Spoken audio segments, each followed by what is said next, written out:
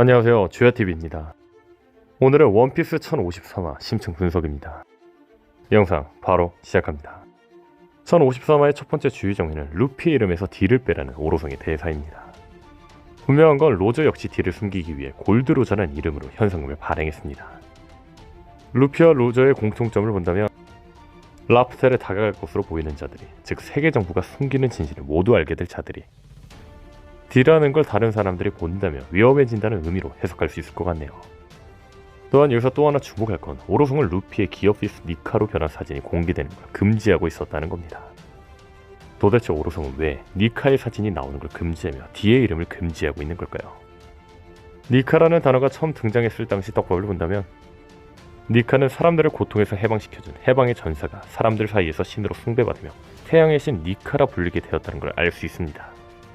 만약 니카가 사람들로부터 신이라 불릴 경우 아주 중요한 요소가 하나 있는데 바로 천룡인의 적이 된다는 뜻입니다. 사람들을 수탈하며 그들의 피와 눈물로 자신들의 욕심을 채우며 신이라 불리는 천룡인과 사람들을 구해주고 웃게 만들며 똑같이 신이라 불리는 니카가 있다는 건 완전히 대조되는 일이죠. 즉 니카의 존재와 사상은 세계 정부에게 반대되는 것이라는 겁니다. 그렇다면 여기서 주목할 건 오하라 박사의 대사입니다. 오하라 박사는 오로성이 포네그리프 연구를 반대하는 이유에 대해 설명하는데 그 이유는 왕국의 존재와 이상이 세계 정부의 위협이 된다고 합니다. 그렇죠. 세계 정부와 반대되는 사상은 과거 거대 왕국의 사상, 즉 니카의 사상이라는 겁니다. 다시 말해 포네그리프처럼 니카의 존재 자체도 세계 정부와 반대되는 일이라는 거죠. 즉 니카의 얼굴을 수배지로 쓴다는 건 자신의 사상과 반대되는 대표자가 다시 나타났다는 걸 광고하는 거나 마찬가지라는 거죠. 다만 그래도 세계정부는 포네그리프 연구를 반대하고 있습니다. 즉 세계정부 사상과 반대되는 것이 기록된 포네그리프를 읽을 자가 없기 때문에 니카의 얼굴을 보더라도 의미가 없을 수도 있습니다. 하지만 니카의 얼굴을 알아볼 수 있는 자들이 있습니다. 그 이유는 니카의 이명이 태양의 신이라는 겁니다. 고무고무 열매의 각성 이름이 동물계 사람 열매 환수종 모두 니카인 걸로 보아 태양의 신이라는 이명은 간폴이나 NL 마냥 원피스에 자주 나오는 주변인에게 신이라 불리게 된 인물임이 추정됩니다. 즉 태양의 신이라는 이명은 니카에게는 태양이라는 이미지가 있다는 거죠. 니카의 이명에 태양의 신이라는 걸로 주목할 건 현재 원피스 세계관에서 태양을 숭배하는 조직들이 있다는 겁니다. 잔도라에서 카르가라의 딸인 무수는 자신이 산재물로 선택될 당시 태양의 신을 향해 나아가는 거라고 말할 정도이며 태양의 해적단의 이름에는 태양이 들어가는데 심지어 태양 해적단의 목표는 니크와 같은 의미인 자유와 해방이었습니다. 또한 엘바프에서는 동지 12일 전부터 물 말고는 아무것도 먹지 않는 의식이 있는데 이 의식은 태양의 죽음과 부활을 기리는 제사라고 하죠. 심지어 알라바스타의 국기는 태양이죠. 즉 이 집단들은 태양의 신 니카를 기리기 위해 태양을 숭배하고 있는 것이며 이들은 니카의 존재를 알고 있을 거라는 겁니다. 다시 말해서 만약 이들이 태양의 신 니카가 다시 등장했다는 걸 알면 니카를 중심으로 함께 모이며 일어날지도 모르기 때문에 오로성은 니카의 사진이 현상수배지에 박혀있는 걸 원하지 않았다는 거죠. 게다가 성지 마리조아에서는 나쁜 아이는 D에게 잡아먹힌다고 겁을 주며 어느 토지에서는 D의 일족을 신의 천적이라고 부르는 만큼 천룡인의 천적인 D의 일족이 니카라면 오로성에게는 최악의 상황인 거죠. 다음 주의 장면은 루피 키드 로우의 현상금이 30억 베리가 되었다는 소식입니다. 다만 여기서 주목할 건 티치의 22억 베리보다 현상금이 높아진 키드 로우는 사왕이 되지 못했다는 겁니다. 이는 키드 로우가 세력이 약해서인 걸지도 모르지만 티치의 떡밥 중 해군과 전쟁을 벌이려는 떡밥이 있었던 만큼 티치가 전쟁을 일으켰고 이 사건으로 티치 역시 현상금이 올랐기 때문에 키드 로우는 5항으로 올라서지 못한 걸로 보입니다. 어떤 사건이 벌어졌는지 예측한 영상은 이 영상을 참고해주세요. 루피 로우 키드의 현상금이 30억 베리 현상금으로 또 하나 주목할 건 이들이 왜 하필이면 30억 베리일까입니다. 아마 카이도의 46억 1110만 베리와 빅맘의 43억 8800만 베리를 합치면 89억 9910만 베리가 되는 만큼 이 금액을 3분의 1로 나누어 각각 30억 베리를 부여한 게 아닐까 싶네요.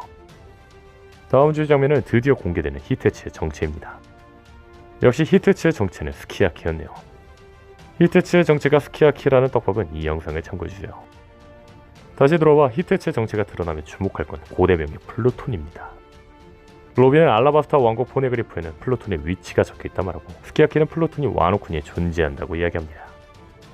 그렇죠. 와노쿠니에는 플루톤이 존재합니다.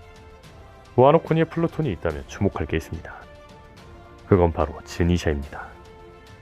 아시다시피 지니샤에는 죄가 있다고 합니다. 그리고 그 죄에 대한 떡밥은 지니샤의 배달 실수 떡밥이 유명합니다. 이 떡밥은 세계정부가 써려던 고대 왕국은 플루톤으로 레드라인을 파괴를 했고 지니샤에게 플루톤 배달을 부탁했지만 지니샤가 플루톤의 배달을 알라바스타의 샨도라가 아닌 자야의 샨도라로 잘못 배달하며 고대 왕국의 계획이 실패해 패배한 거라는 떡밥이죠. 즉 지니샤가 와노쿠니에 온 이유는 다시 플루톤을 배달하기 위해서가 아닐까라는 겁니다. 플루톤 지니샤에 대한 자세한 떡밥은 조만간 영상에서 다시 설명해 보겠습니다.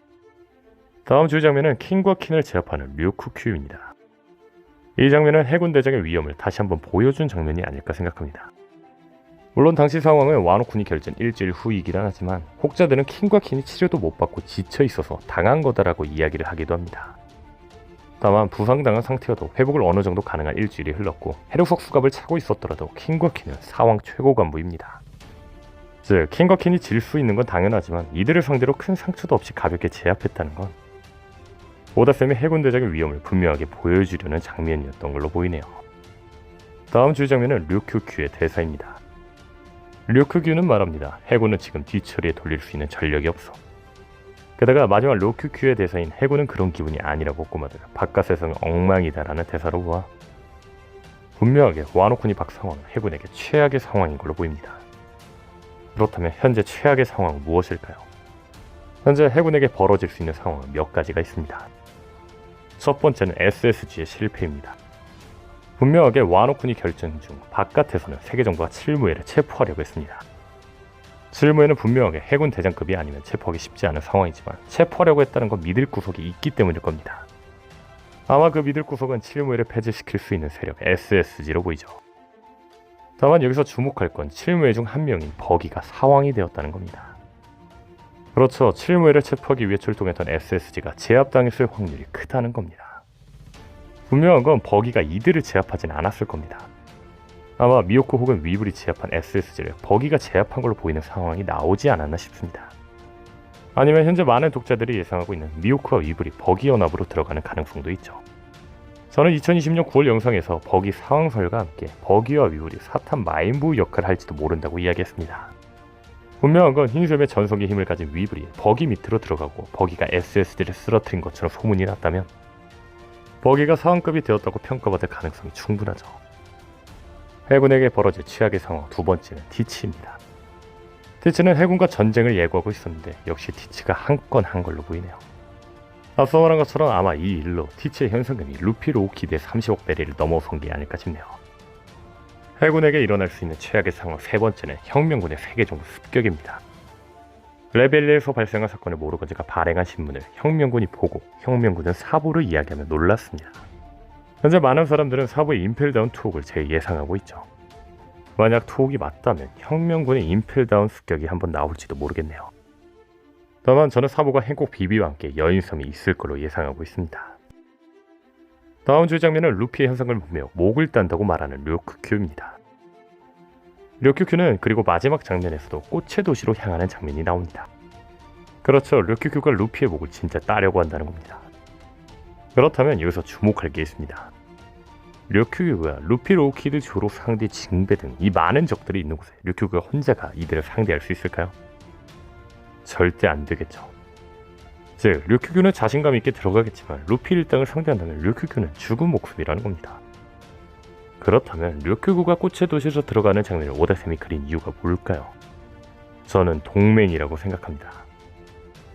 1052화 풀버전 리뷰에서 말했던 것처럼 류큐큐가 초록색인 이유는 실제 노란색과 파란색을 섞으면 초록색이 되는 것처럼 류큐큐의 정의와 성격은 아오키지와 키즈라의 성격을 섞은 것처럼 보이는데 이는 류큐큐의 성격은 정의로운 행적을 인정할 수 있는 아오키지의 성격과 정의를 위해서 해적을 이용할 수 있는 성격이 섞여있는 현실적으로 정의를 판단하는 타입인 걸 보인다고 했습니다.